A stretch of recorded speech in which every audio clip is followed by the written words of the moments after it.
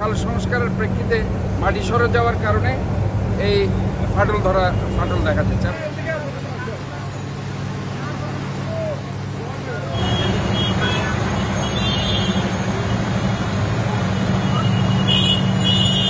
এইবার ইনশাল্লাহ আমি বলতে পারি যে জলাবদ্ধতা যেটা গত 20 বছর আমরা দেখেছি আল্লাহর মধ্যে সেরকম হয়নি।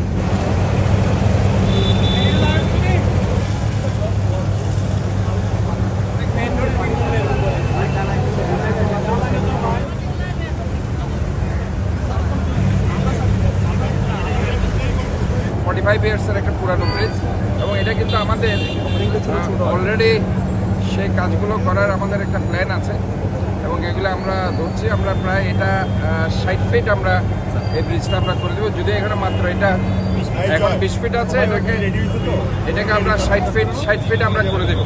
তবে যেটা হচ্ছে এই যে আমাদের জলাবদ্ধতা প্রকল্পের আমাদের এগুলিও করতে হচ্ছে খাল সংস্কার, এবং খাল সংস্কারের প্রেক্ষিতে মাটি সরে যাওয়ার কারণে এই ফাটল দেখা যাচ্ছে এবং সেটা একই জিনিস আপনারা মহেশখালেও দেখেছেন, সেটা আবার আমরা রিপেয়ার করে দিয়েছি।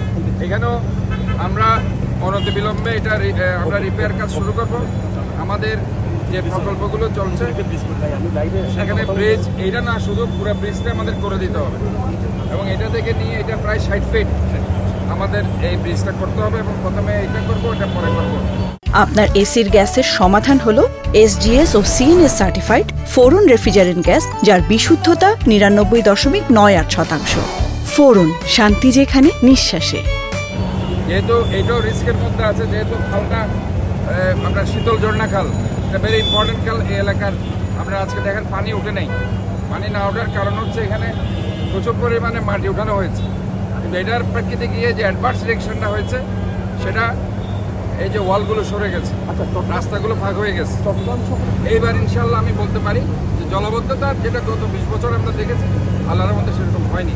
এবং জনগণকে আমি জিজ্ঞেস করি, আমি যাই জনগণের কাছে, তাদেরকে তৃণমূল পর্যায়ে শুধুমাত্র হাজের কুল এলাকা একটা জায়গা 3 নম্বর ওয়ার্ডে আছে, যেটাতে আশেপাশে পানিগুলো যেতে পারছে না, ওইটা জলাবদ্ধতার একটা অংশ আমি দেখেছি।